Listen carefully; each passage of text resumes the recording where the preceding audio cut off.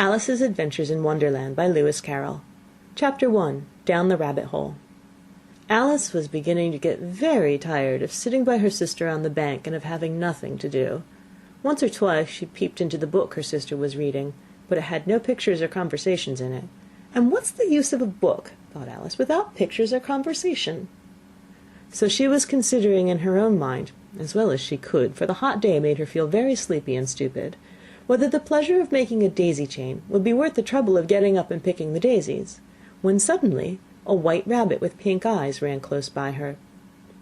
There was nothing so very remarkable in that, nor did Alice think it so very much out of the way to hear the rabbit say to itself, oh dear, I shall be late."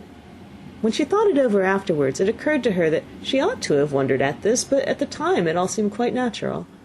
But when the rabbit actually took a watch out of its waistcoat pocket and looked at it, and then hurried on, Alice started to her feet, for it flashed across her mind that she had never before seen a rabbit with either a waistcoat pocket or a watch to take out of it, and burning with curiosity, she ran across the field after it, and fortunately was just in time to see it pop down a large rabbit hole under the hedge.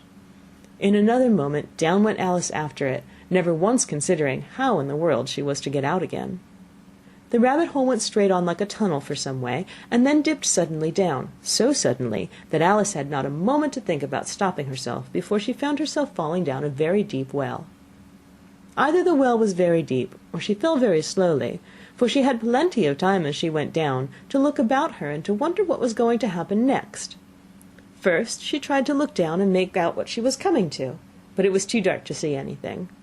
Then she looked at the sides of the well, and noticed that they were filled with cupboards and bookshelves. Here and there she saw maps and pictures hung upon pegs. She took down a jar from one of the shelves as she passed. It was labelled orange marmalade, but to her great disappointment it was empty. She did not like to drop the jar for fear of killing somebody, so she managed to put it into one of the cupboards as she fell past it. Well, thought Alice to herself, after such a fall as this I shall think nothing of tumbling downstairs. How brave they'll all think me at home. Why, I wouldn't say anything about it even if I fell off the top of a house, which was very likely true. Down, down, down.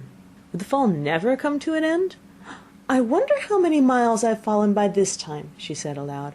I must be getting somewhere near the centre of the earth. Let me see, that would be 4,000 miles down, I think. For you see, Alice had learnt several things of this sort in her lessons in the schoolroom, and though this was not a very good opportunity for showing off her knowledge, as there was no one to listen to her, still it was good practice to say it over.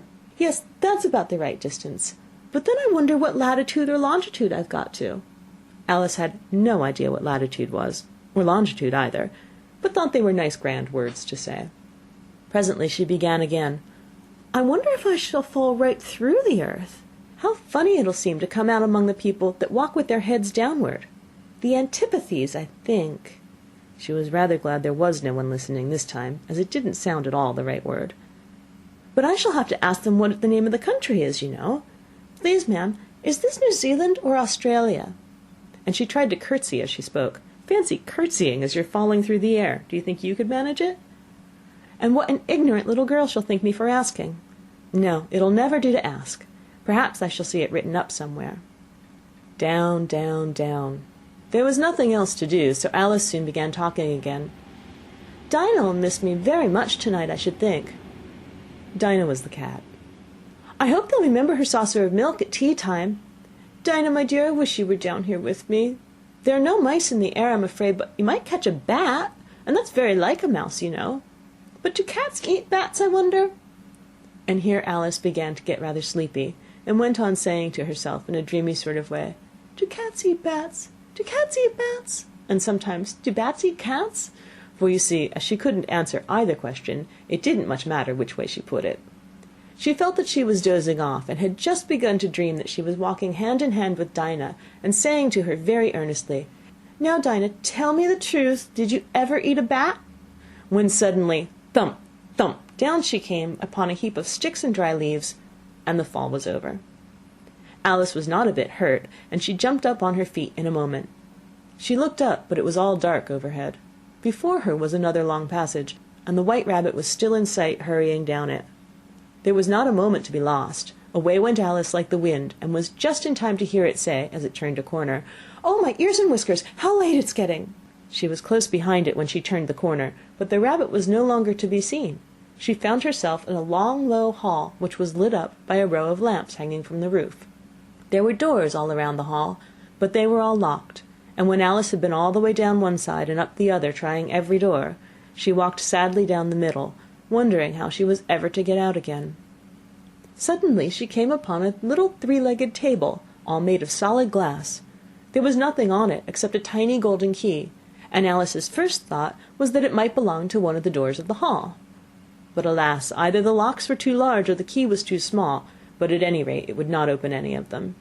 However, on the second time round she came upon a low curtain she had not noticed before, and behind it was a little door about 15 inches high. She tried the little golden key in the lock, and to her great delight it fitted.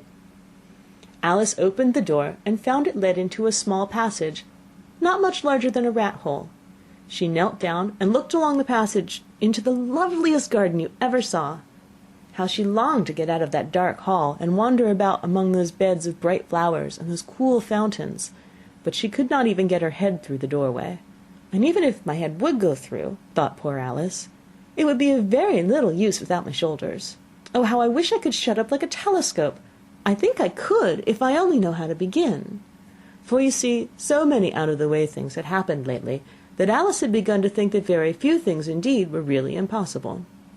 There seemed to be no use in waiting by the little door, so she went back to the table, half hoping she might find another key on it, or at any rate a book of rules for shutting people up like telescopes.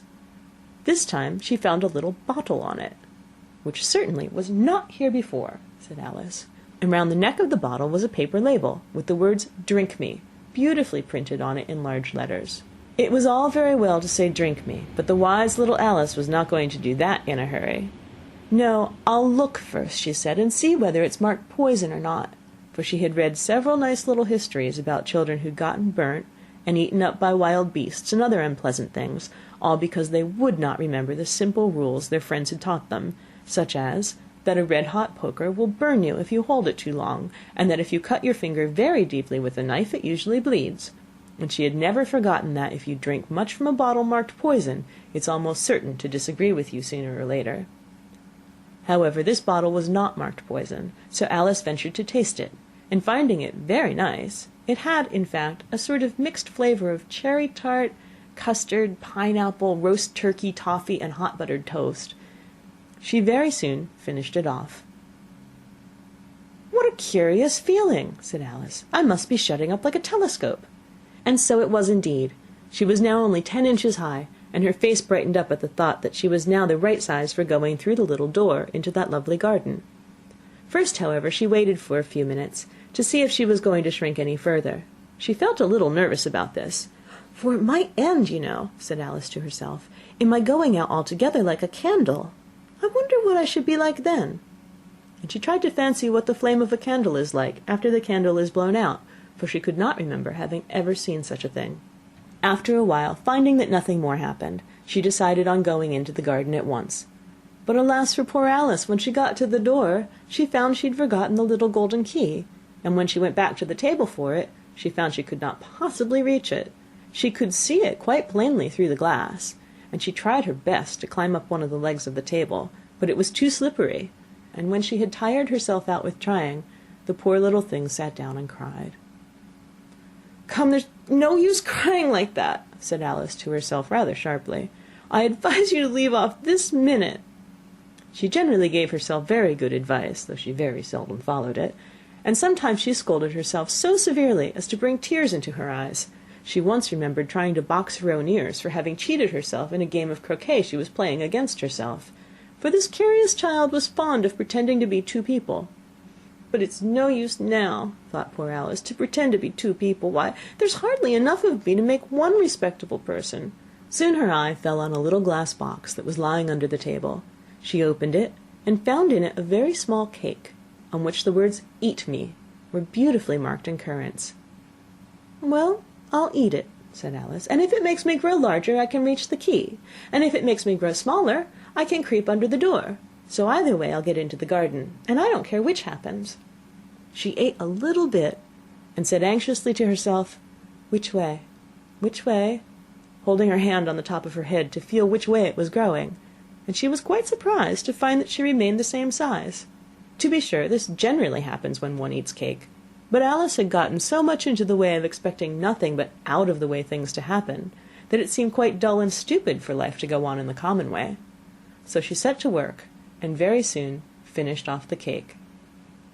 End of Chapter 1.